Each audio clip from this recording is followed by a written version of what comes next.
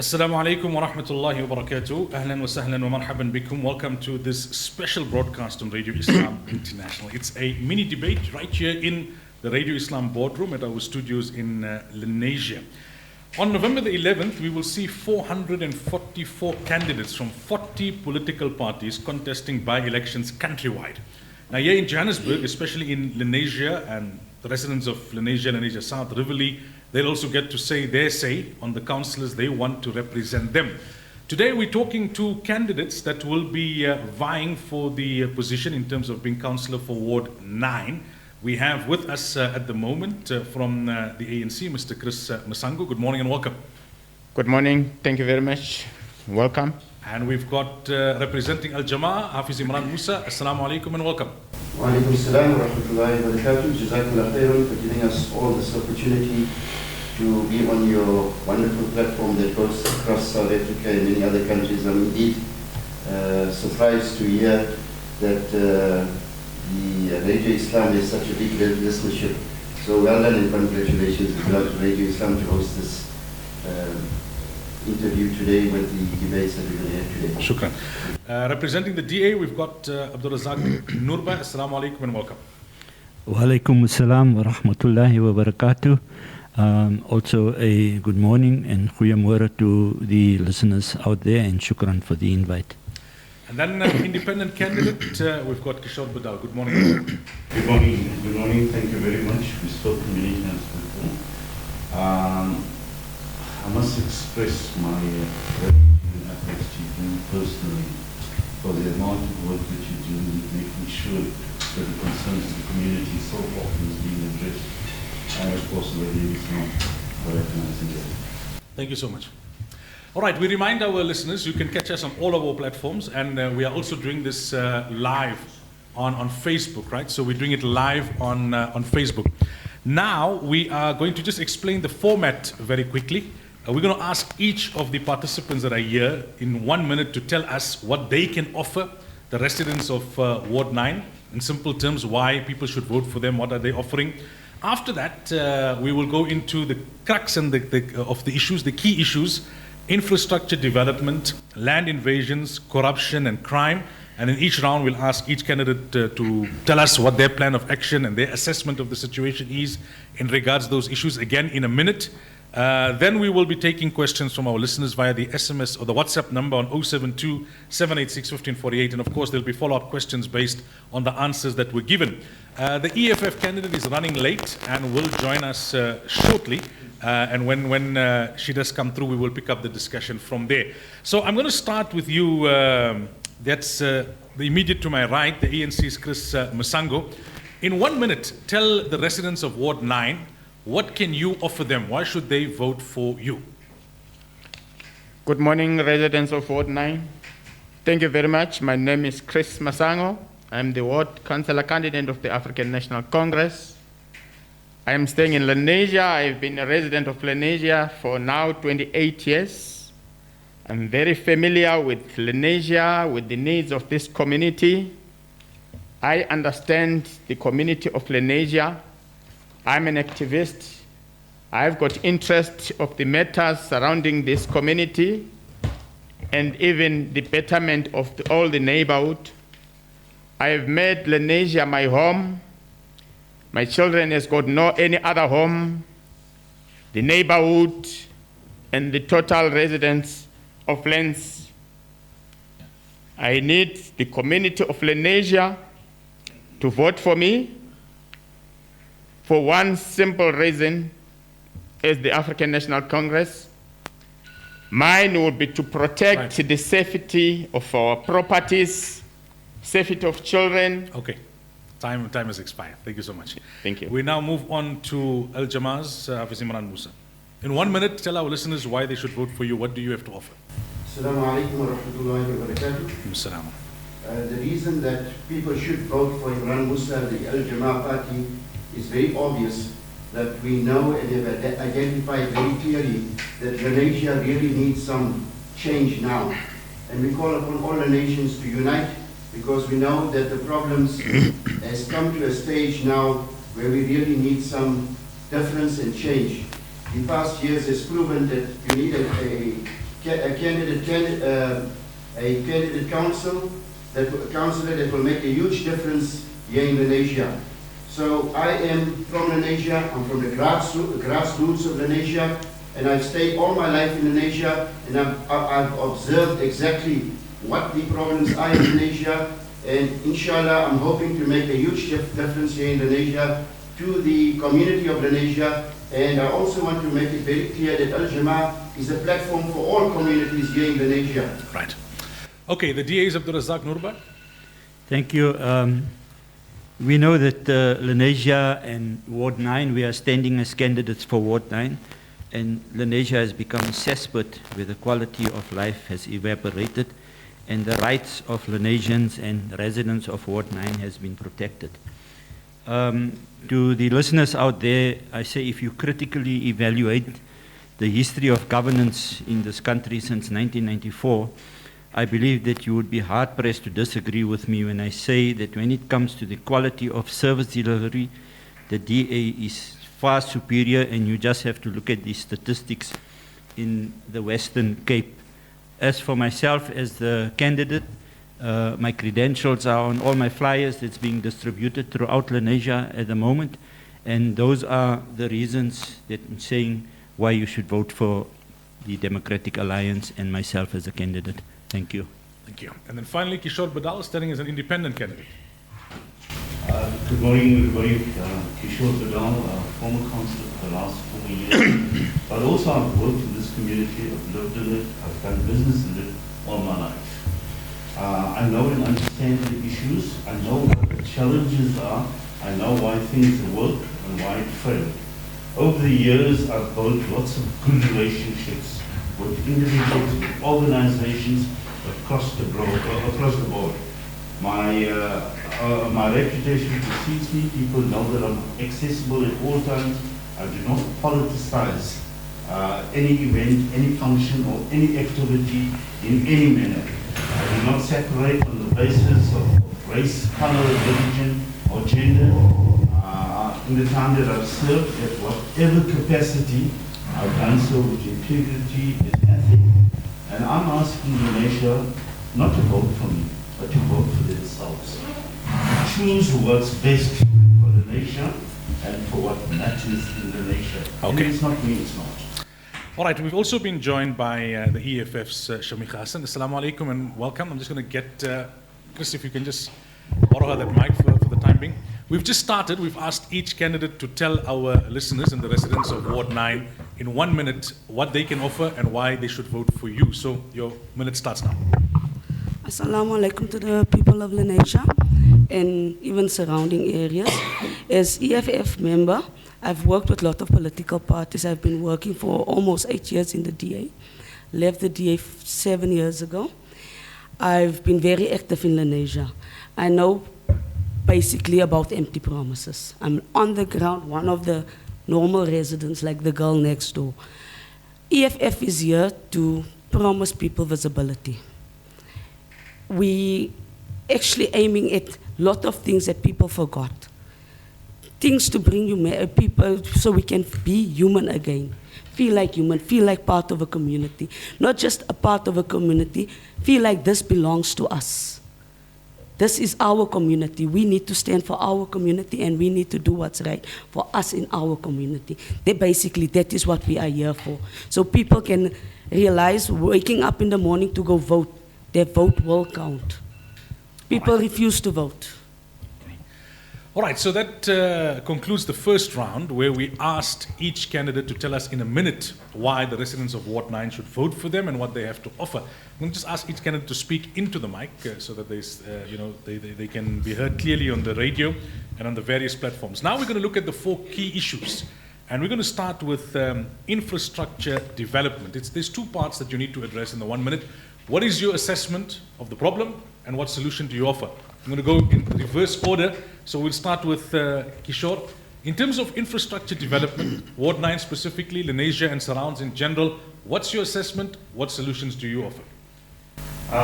We have found through the time that mainly because of the high usage and the demands that infrastructure have become a problem. We also found that because of the age of the various infrastructure, I'm not going to go into specifics in a minute, that it has become a problem. But a bigger problem is the fact that there are budget issues. There is vandalism and there are people that do not respect the rights of other people. And that's an issue. In terms of the budget issue, as long as we do not have, or we cannot direct the right amount of money to the infrastructure that has been identified repeatedly, and there is no official department and there is no candidate that can say they don't know what the issues are. In the last few years, not even the last 4 years, in the last 10 years, we have seen infrastructure upgrades. We have seen repairs go on. And people Right. Okay, we'll leave it at that. Abdul Razak Nurbai, infrastructure. Thank you.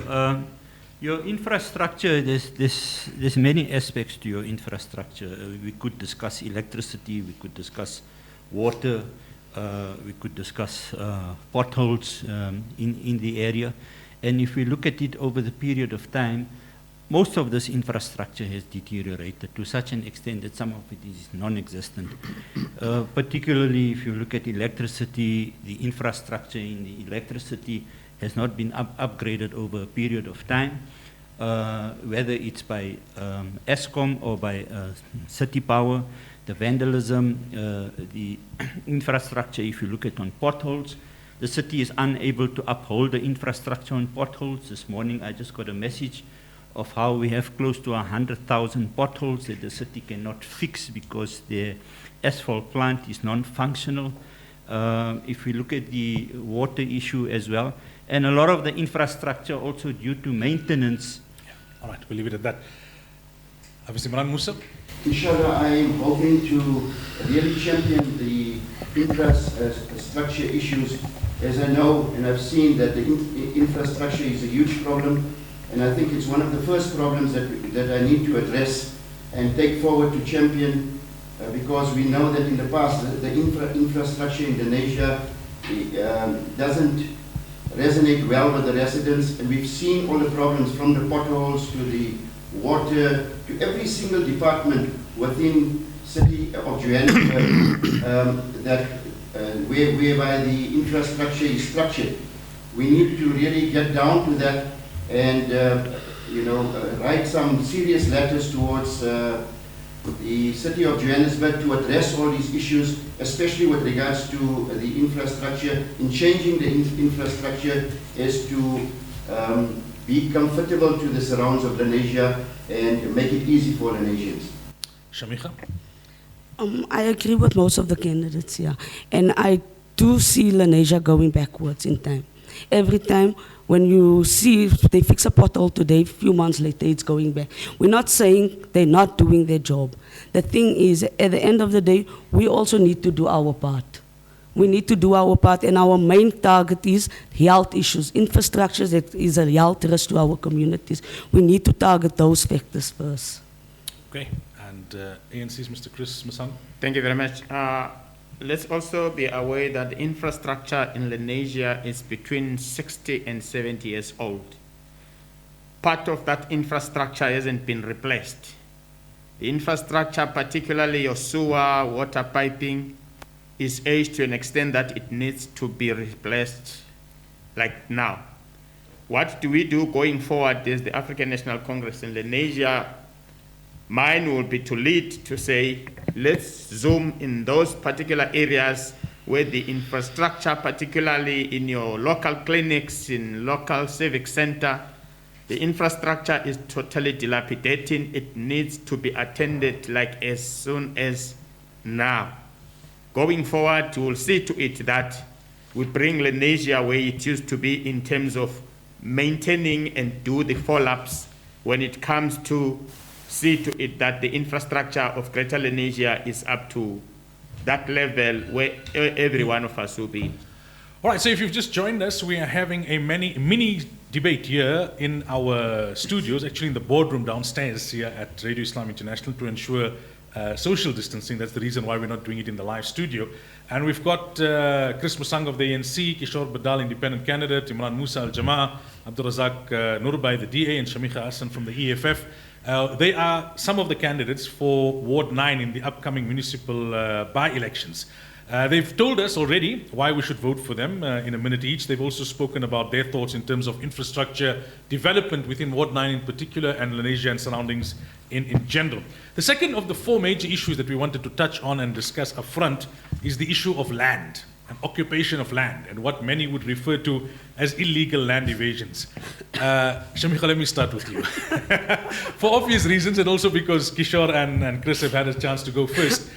Does the EFF consider what we see here, occupation of vacant land by informal dwellers? Some would refer to them as shacks. Do you consider it illegal? What's your thoughts on it, and what are your solutions on the land issue in specific relation to Lenasia and the surrounding areas? Firstly, we also do protocol before we tell people to take land. And I just want to clear it. EFF has never existed in Lenasia. This is our first branch.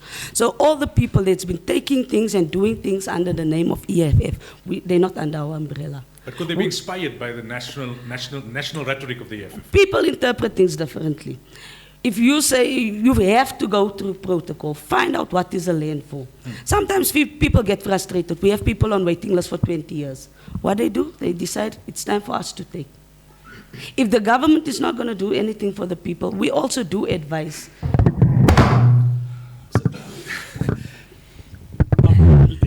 Okay, we will advise people, you deserve the land. You are the natives of the country. This land belongs to our people.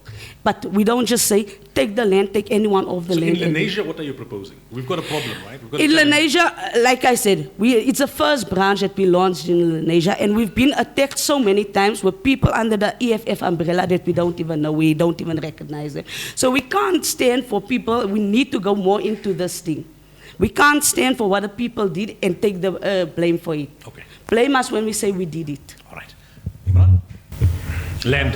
I think it's an absolute necessity that we attend to the illegal land invasions in Malaysia. Yesterday, some of the residents were up in arms and addressed me with regards to the land invasions issue. And it was sad to hear that, there were 4 ladies at one stage here in Malaysia that had nobody to assist them in terms of helping them with the land invasions despite evictions orders, etc. But igniting this in the community has created high emotions, and I think it's also created fear in the Lenasians because they're not... What's your response to the claim that no one's using the land, I don't have a house, why can't I take the land? People who own it have been owning it for generations and haven't developed it. Yes, correct. So what should happen there is that they should be more structured. Obviously, the land needs to be used, and I agree with you that the land needs to be used, but it should be in a more structured way, and there should be a process and a protocol followed in order to house those particular illegal land invasions. And if it's done in the correct manner, I think it should be only humane and correct that should be done so. Abdul Razak Nurbai, land? Thanks. The current levels of land invasions are the highest they have ever been because of 2 factors. We've got to look at it. Firstly, it is a frustration around the slow pace of housing opportunities to address the backlog in housing. And for many years, the approach of government has been to build 1,500 to 2,500 RDP houses annually against a backlog of over 1 million housing units in Gauteng. And this backlog continues to grow.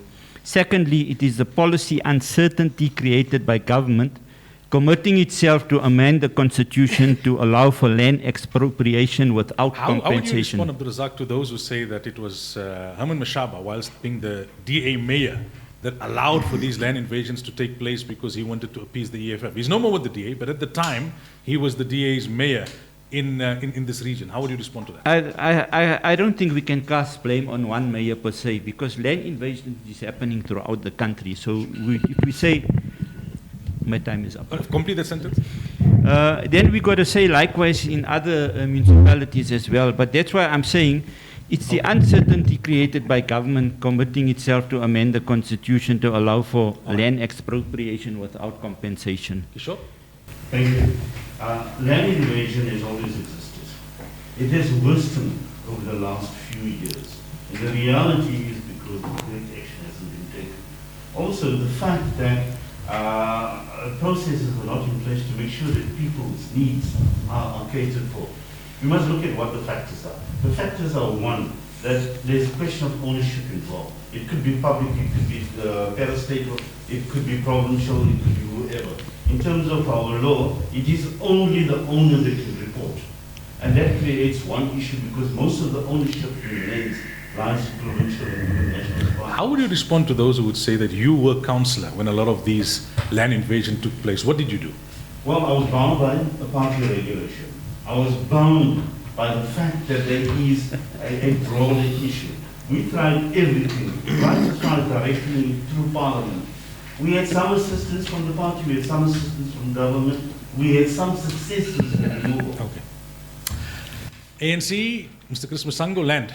Thank you very much. Residents, as we all are aware, that the issue of land grab and land invasion started immediately after the 3rd of August 2016, when the two parties which were in coalition, the Democratic Alliance and the EFF, were in coalition.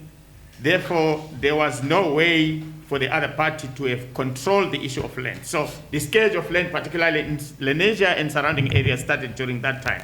Let's be honest on that. But as African National Congress, we have got a resolution, particularly in Gauteng province, led by the Premier, which obviously will filter to Lenasia Ward 9, where the siting will be more of land rapid program. How would you respond, Chris, to what all the others are saying, and including many South Africans, that all of this is the ANC's fault because you had 25 years to deal with the land issue? Had you done your job nationally, provincially, and locally, there would be no need for land grabs.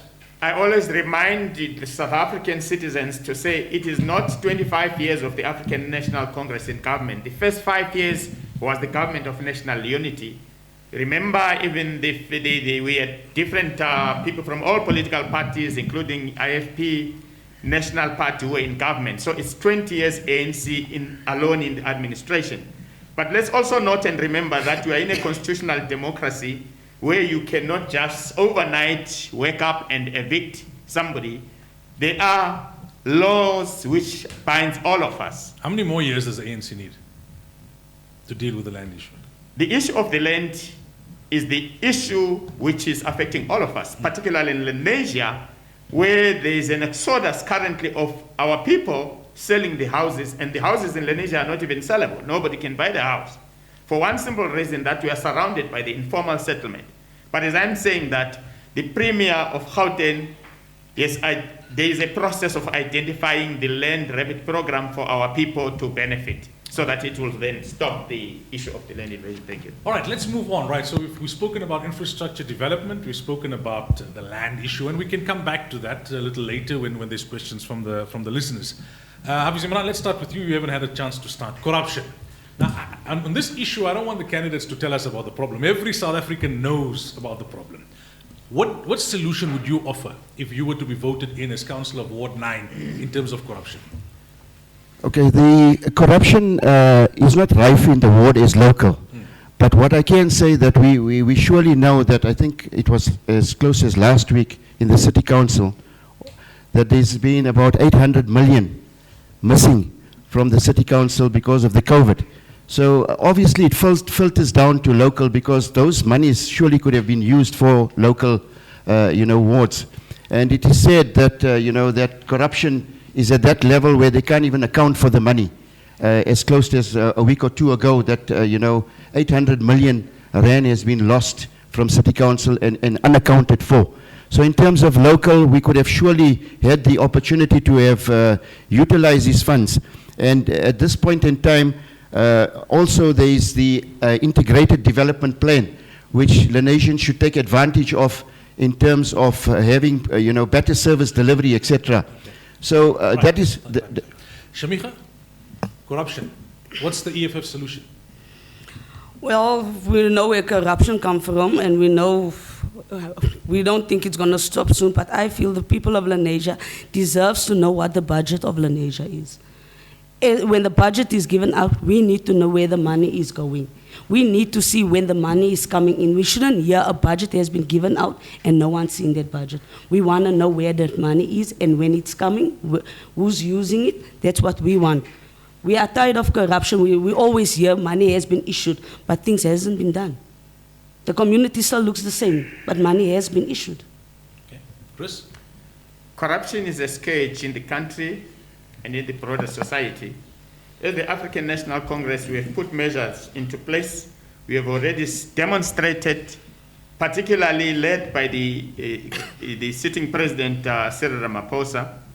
We have put and reactivated all the law enforcement agencies, including the SIU, the WOCs, and the justice system. There is even a court which has been put into place to focus and to zoom, to see to it that all the allegations of maladministration, corruption, state capture, including the Zondo Commission, people's accounts have been closed, people's properties have been attached through the ANC, realizing that the corruption is eating the monies which are supposed to be coming to the broader society for service delivery. The ANC is leading on that in terms of saying, you are a suspect, step aside, let's do the investigation and take you to court. Thank you. Sure. Corruption, your solutions. Corruption has affected everyone in power, irrespective of which political party it is, which administration it is. And that's a reality. As a local ward councillor, having built and worked with all the different religious organizations and all the different NGOs through the years, my view is that we should strengthen that relationship. We should strengthen our common and collective responsibility of making sure that nothing comes into Lenasia under any guise and gets away because of corruption. Whether it's in our police stations, our post office, whether it's in employment, whether it's in projects, wherever. And the only way we can do this is when we stop politicizing, when we stop working with the difference. On the 11th of November, one of us is going to emerge as a councillor. After that happens, everybody traditionally sit back.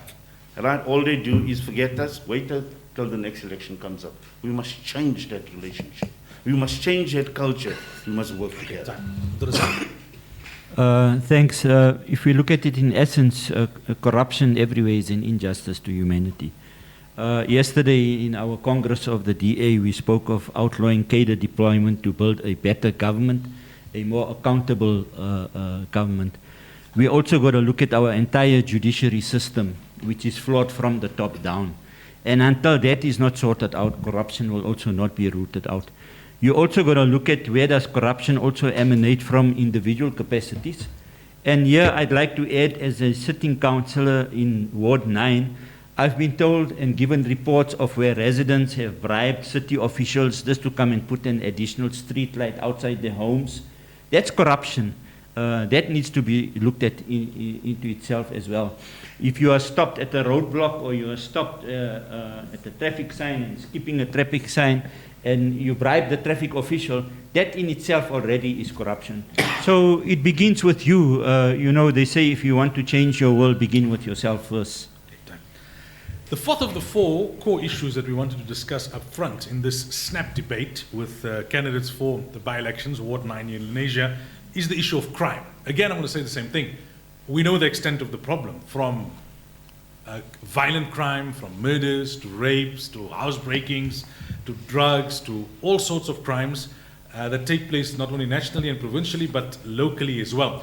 Razak, you haven't had a chance to start, so I'll go with you first. What's your solution in terms of crime? What are you offering? Well, crime is also, one has to look at it within its specifics. Whether crime is being committed by undocumented people, whether it's illegal traders, homeless people, whether it's crime within the spheres of government. Once again, we discussed in one of our resolutions yesterday, you need a decentralization of SEPs. To combat crime, one just needs to look at the apathy within the police force as such throughout the country. We've seen it during the COVID period, where people that were selling, peanuts and sweets and so forth that were locked up by SAPS, and those that were committing criminal activities, no action was taken against them. Kishore, crime. Crime is provincial national competency. But for it to work, residents, local councillors, and every other entity has to work together with law enforcement. I've had the fortune of working with the CPF and sitting on their boards over the last few years. A lot of good work has come out of it. People try hard. Our infrastructure is limited. Our resources are limited. Our budgets are limited. And also they don't work through and follow through on arrangements. 2015, we led a protest in Extension 10 for the building of a police station in Extension 10 to support Lenasia South and Lenasia. It was approved by the commissioner at the time, and it hasn't happened. They told us it will be done within 3 years. It hasn't happened. Resources are limited, budgets are limited, people are strained, people don't work together, and that's the difficulty. But, like I say, our structures locally are good. Chris, crime. I will work with the business community of Lenasia, the CPF, the law enforcement agencies, including the crime intelligence, to see to it that we minimize the movement of criminals in Lenasia. It has affected all of us. We will also zoom and see to it that both the aerial commissioner and the provincial commissioner comes to Lenasia immediately after I have been voted into power as a ward councillor to come and help us. But I'm not going to do it alone. I'm going to do it with this community, with all the business sector, all the structures, including the NGOs, women's organization, and also I'll be in a position to lead on formulating streets and block committees in all the sectors of Greater Lenasia in order to squeeze the movement of criminals within the ward. Shamika, crime. As residents from Lenasia, I've noticed that the people are involved. People are really involved. We have CPS, we have patrollers, we have community chats, people are involved. Last week we had a case of a baby, 6-month-old baby that was raped. People got involved, they called the police. By Friday it was out. So if you say we need the community, we are there, we are giving our part. The community, they're standing together. They handed this guy over. No mob justice, nothing, but the police let him out. Saturday we had another protest. This guy is still walking around, a 6-month-old baby. How do we get it right? Who do we blame? Because our community, they stand. We have a lot of CPFs in the community, a lot, and they do stand.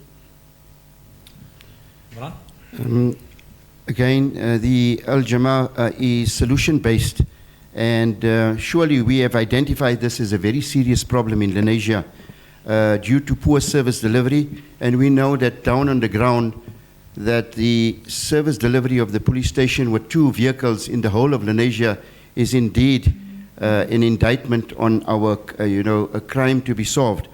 And I think the community surely will admit, and I'm sure all of you will also agree with me, that it is very difficult to really get any kind of service from the police station. You go to the police station, you have an emergency, you can't get services there. So it boils down to poor service delivery in terms of the police station. And this needs to be addressed in terms of a resource that will provide sufficient resources for ensuring that there is sufficient police vans in the area.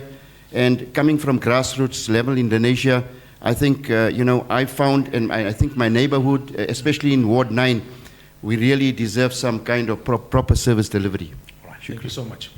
It is gone 9:15. We are speaking to 5 of the candidates who are standing for Ward Councillor, Ward 9 in Lenasia in the upcoming by-elections.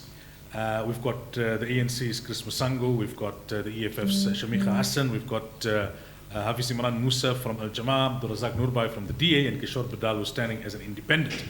Now, Chris, I'll start with you. Some of the questions that have come in, right?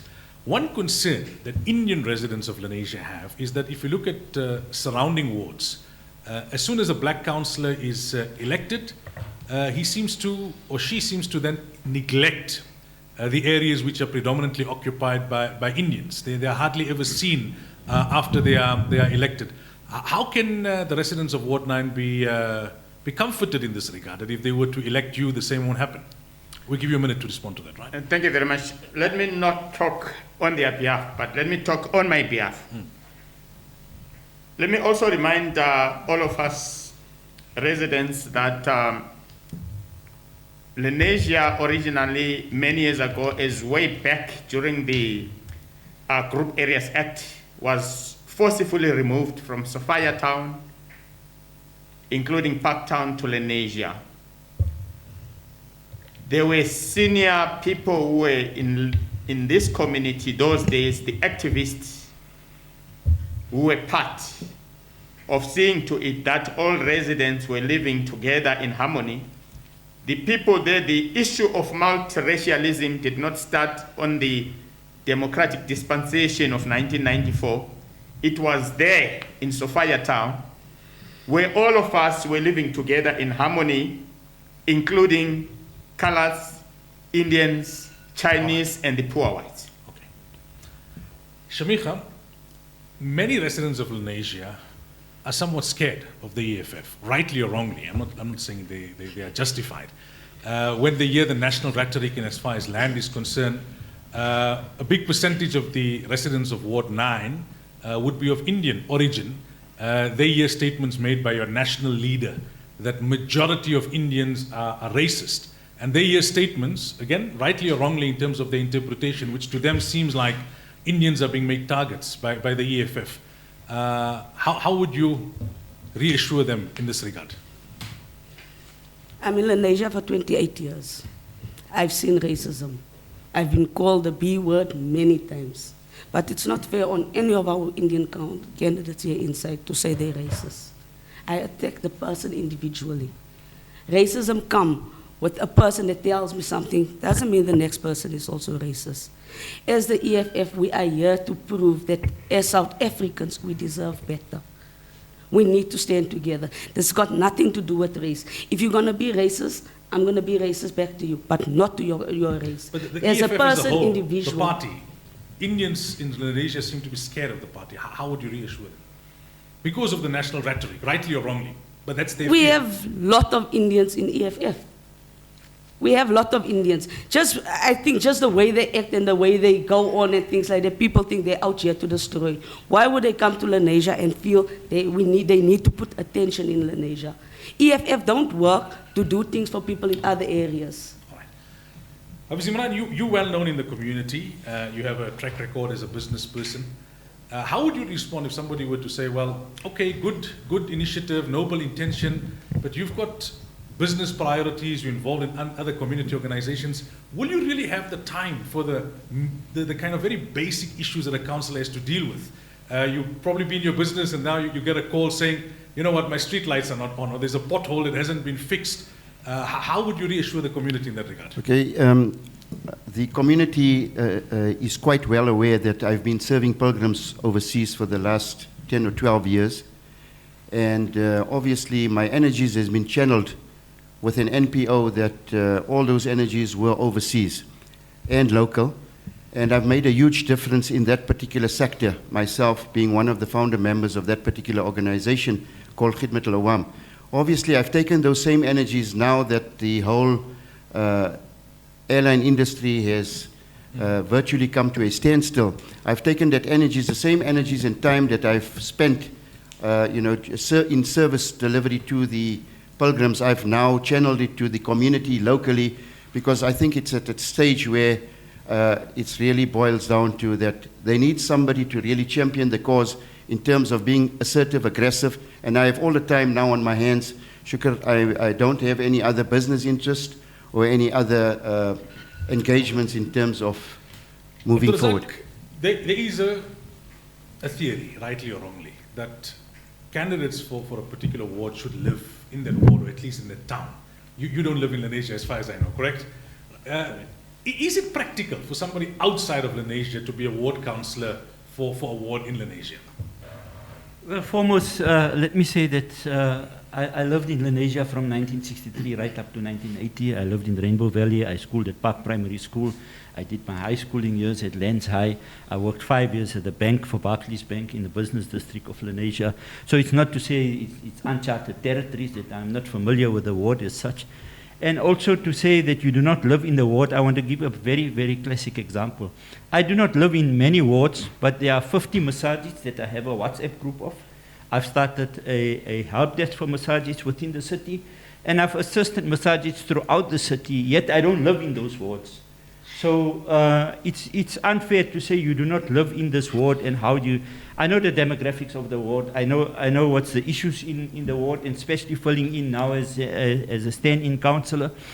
And even if you look at, I don't live in Lenasia, Maulana. I was the first one to arrive here this morning, though I don't live in Lenasia. So I said to the Lenasia... Kishore, I suppose in some ways you have the burden of incumbency, right? Because you just recently resigned from that particular position of ward councillor for Ward 9. And when you talk about the burden of incumbency, people hold you responsible then for the current challenges. Secondly, how would you respond to those who would say, but Kishore, what's happening? A couple of months ago, you stood down, you said you're pursuing other interests at council level or wherever else. Now you want to come back. Now you've lost faith in your former party, the DA. You're standing as an independent. Is it because your career options have not worked out? Are you flip-flopping? How can we trust you going forward? How would you respond to that? I think more is because my career options have become very, very clear. For the last year at least, I've been very unhappy in the environment that I was politically in and the support that I was getting. And for that year, I've been looking around for other options. When I resigned on the 3rd of August, I resigned with every intention to leave this particular aspect of political activity and to remain with the political party. I did that. I went on to help set up the 7 branches that we have, and to set up the logistics around the constituency branch AGM, where I sat as chair for the last few years, and I would have probably been the chair again. But however, when I began to realize that the real essence of Lenasians, in terms of freedom, fairness, opportunity, and diversity, was not coming through. All right. Look, this is a snap debate, right? So we're almost out of time. I have taken note of many of the questions that have come in and comments from our listeners, and I've incorporated that into the questions I've been asking. And a lot of them has got to do with the 4 issues that we've already covered, and that is infrastructure, development, crime, corruption, and the issue of land. Naturally, we cannot do justice to any of these discussions. It's just to give a bit of insight to our listeners and to the viewers, because this will be rebroadcast again on the radio. It will be put up on social media. So we're going to do one more round where we're going to ask you to basically conclude. But I want you to take note of the following, so you can include it in your remarks. One listener wants to know that what would you do to address the following? And they feel that Lenasia is regarded as a soft target when it comes to correct procedures not being followed. In as far as informal traders are concerned, we know the Jamia Masjid issue is a major issue in terms of that parking lot, right? And it speaks to that principle where people feel, you know what, it's almost like the powers that be take Lenasia for granted. We'll do whatever we want to do. They'll moan for a while, and they'll then fall in line afterwards. They'll complain in their social circles, but there'll be no political repercussion. There'll be no real pressure coming forward. So that's the one issue I want you to address in your concluding remarks, right? The other issue is that of electricity. Many NPOs were served 2 months ago with termination notices. Some of them, they just came and terminated. Many houses I'm seeing from the messages coming in this last week have been served with termination notices. Again, they feel, there's a perception, rightly or wrongly, that Lenasia is a soft target. Across the river this way, you know, there's maybe 20 billion that's outstanding, and they perceive that there isn't the same kind of force that's being used. We've gone through a difficult period with COVID. People are struggling financially. All of a sudden, we're going to cut your electricity. Pay now. We'll explain to you later. We'll rectify later. But not everybody's got the cash to be able to pay now. And this is it's a basic necessity. So that's another issue. A third issue is also, and to me this is a key point, what can a ward councillor do, honestly speaking? Right? Because I see some listeners are complaining that some of the candidates have been speaking about issues that a ward councillor doesn't have a power over. You know, in as far as, for example, police is concerned, and the safety infrastructure. Realistically speaking, how much of expectation should the community have in a ward councillor? Because you don't run City Power, you don't run ESCOM, you don't run Joburg Water, you don't run the council, you don't control the mayor. They are limited, as important as the role is, they are limited functions. So are candidates sometimes not over-promising and overselling themselves in terms of what the system actually allows you to do? I've just summarized a lot of those questions and comments into those 3 points, which I hope you've taken note of. So very quickly, we've got 4 minutes left for the end of the program, 5 minutes left. Chris, we'll start with you. Give us your concluding remarks, considering these points and whatever else you feel you need to tell the listeners as well as the residents of Ward 9. Quickly, my closing remarks. The beauty of being a South African is that all parties have embraced the Freedom Charter that advocates South Africans belongs to all who live in it, and it is true irrespective of the color of your skin. The preamble of our Constitution lays the foundation of this country, and I would like quickly just to read it to you. Okay, very quickly. To the people of South Africa, recognize the injustices of the past, honor those who suffered for justice and freedom in our land, respect those who have worked and built and developed the country, believe that South Africans belong to all who live in it, and united in diversity. We therefore, through our freely elected representatives, adopt this Constitution as the supreme law of the Republic of South Africa. Right. Quickly, let me come back to the issue. Time is up, right? Let's see if we got time. Shamira? There's 3 of these. As a Muslim, I'm also offended with the taxi ring. I only have 6 people in Lenasia, 6 people working with me, sending letters to the mayors, trying to stop the issue of the relocation of the taxi ring.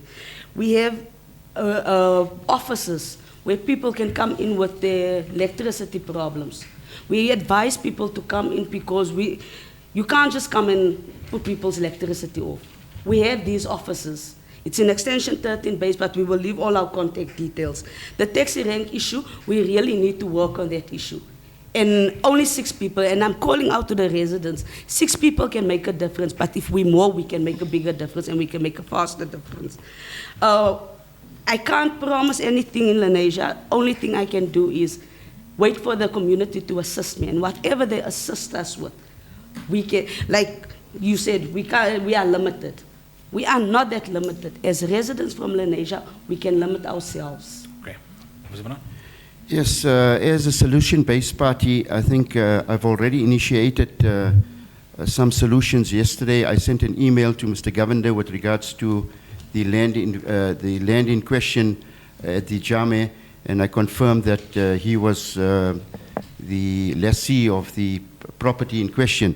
So, like I said, that because it's solution-based, I think this is where we need to take an active role of what resonates with the business community as well as the local community in terms of finding solutions.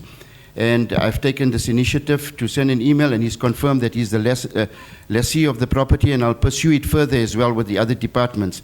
With regards to the electricity, it is a serious issue because we know that, you know, most of the religious groups pray, 5 times a day, and especially the necessities that we require in terms of needing, electricity for the sick, old age as well. Thanks. I think if you look at, I just want to give, within my short space of time, I've established an ESP office at the Lenasia Civic, specifically for those people that are on the ESP package. The office was closed at Coral Brick. I've assisted many residents, and the endorsements in my flyer speaks volumes for itself. As far as the city entities are concerned, I chaired the Section 79 Portfolio Committee in Council, Environment, Infrastructure, Services Delivery. Infrastructure Services Delivery deals primarily with Joburg Water, City Power, pick it up. So the mechanics of these entities, how they function, right to the top level, I know how it works. As far as what jurisdiction do we have over them, as councillors, our primary role is to do oversight on those municipal-owned entities. And if we do not get joy out of them, there are avenues that can be taken up within city parameters. The most important function of a councillor is to represent the needs of the community and to make sure that decisions made are based around those needs. And it must be done within the ambit of the Systems Act. That's the first thing. The second thing is 2016, there were huge cutoffs, like we're seeing that now. I had public meetings in Extension 2 and Extension 13 particularly. And as a result of that, I sent an open letter to the mayor and to all the different authorities. We had the cutoff stopped immediately. As a result of that letter, we started off a process whereby we will write off eventually all those prescribed debts, all those unreasonable debts, all those things. And I brought in Ward 120, Ward 17, Ward 18, and Ward 7, and together we championed that. It did come through. Unfortunately, at the end, they limited it on 600,000 rand. We'll leave it at that. Kishore, I'm going to just ask you one question quickly because many people are asking. Can you just define Ward 9 for those of Lenasia who don't know exactly which is the area? Okay. To Lenasians, all of Lenasia is Ward 9. Okay. In terms of demarcation, it starts off around Geranium Street, Okay. Warifan, coming up to Condor Avenue. That's the part of Extension 1 and 2. Extension 3 is totally. Extension 4 and 6 is not. Extension 5 is split between Ward 10 and Ward 9. Extension 7 and 8 is completely in Ward 9. Extension 9, 10, Tembelishle is not. Extension 13, West Side is not, the rest of it is. Simplest definition. So All right. the difficulty is you'll always find Everybody's text on thinking Ward that 9, yeah. but it's not. Firstly, I want to thank all of you for the good, robust, and respectful discussion. Secondly, I want to wish you all the best. And thirdly, to our viewers and to our listeners, if you didn't catch the entire debate, or if you want to listen again before you make up your mind, we will put out a podcast, an audio podcast. We'll put out a video podcast as well. And we will rebroadcast this entire debate on Radio Islam at a later stage. And to our listeners, shukran for all your comments and questions. And all the best once again to all the candidates. Assalamu alaikum and have a good day. Wa alaikum salam wa rahmatullahi.